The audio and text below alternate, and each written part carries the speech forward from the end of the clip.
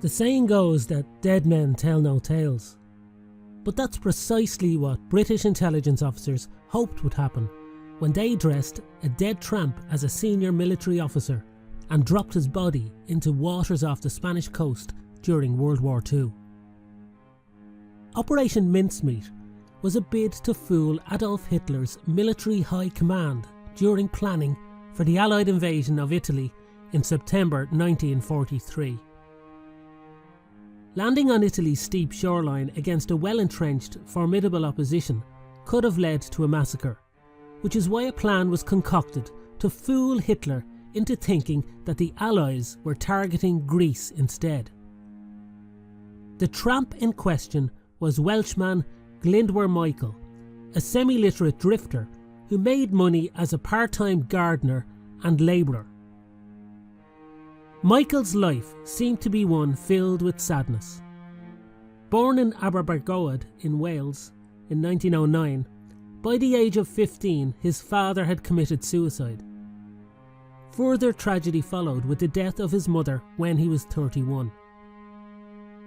Poorly educated and homeless, Michael moved to London. He died in 1943 after being found in an abandoned warehouse, dead from apparently eating stale bread which had been smeared with rat poison. The poison caused a build-up of fluid on Michael's lungs, a type of death which would be consistent with drowning.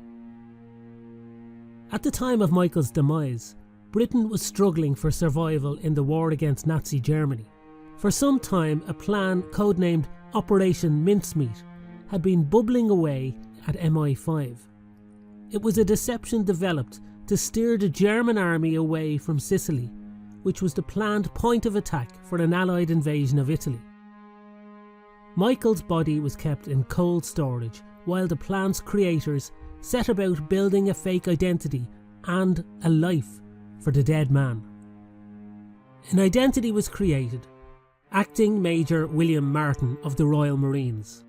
The name was chosen because there were several William Martins listed on the Navy personnel list at the time, and it was hoped the Germans would check. Life had been hard for Glyndwr Michael, but it would be in death that he would achieve true greatness by playing the key role in one of the greatest hoaxes in military history. When Michael died, he became Major Martin. His body was dressed in a naval uniform, and an attaché case containing false invasion plans was handcuffed to his wrist. The spy masters feared that German intelligence might suspect the ruse, so further proof of Martin's identity was included with the corpse. To make Martin more convincing, a whole collection of documents, including a receipt for an engagement ring, a letter from the Major's father, a warning about his overdraft from his bank manager, and even love letters and a photo of his fiancée Pam were placed among his possessions.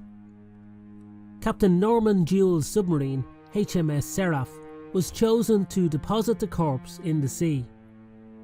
It wasn't the first clandestine mission that he and his vessel were involved in. On October 19th of the previous year, he landed US General Mark Clark and a party of men in collapsible boats off the coast of Algeria, where they went to secretly meet with Vichy French officers. Jewell had to wait 24 hours to pick up Clark.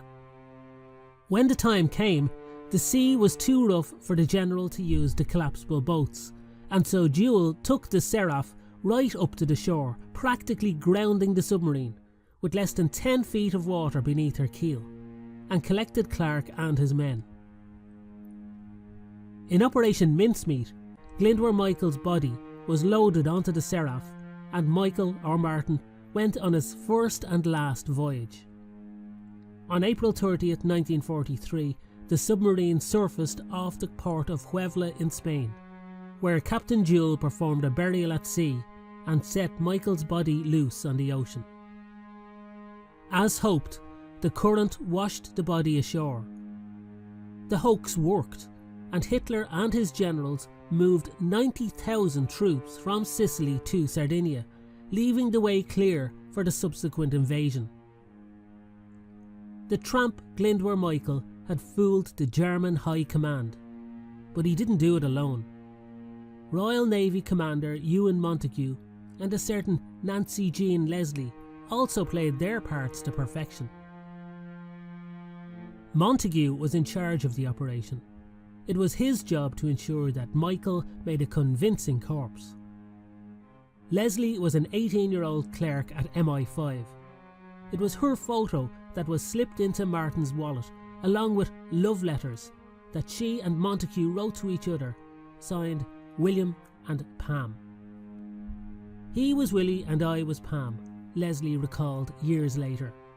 We went to clubs, films and dinner, always keeping ticket stubs, etc.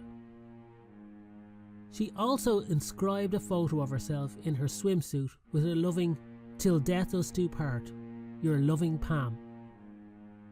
It was only in 1996, after the true identity of Major William Martin was discovered, that Leslie, who became Jean Gerard Lee after her marriage in 1946, came forward and identified herself as Pam. Montagu died in 1985.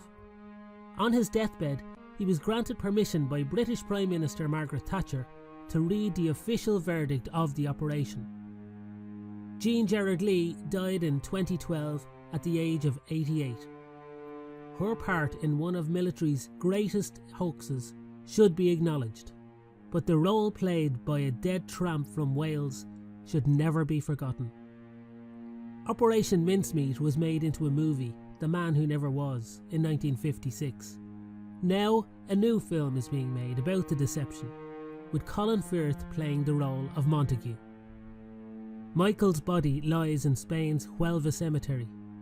His achievements in death saved the lives of thousands of British, American and Canadian soldiers, brought about the end of Benito Mussolini's reign in Italy, and altered the course of the entire war, not to mention spawning 2 feature films and a book. Pretty good going for a dead tramp who never had a chance in life. Dead men tell no tales? Try telling that to Glindwer Michael. Thanks for listening. If you enjoyed this, please hit the like button and don't forget to subscribe. Bye bye.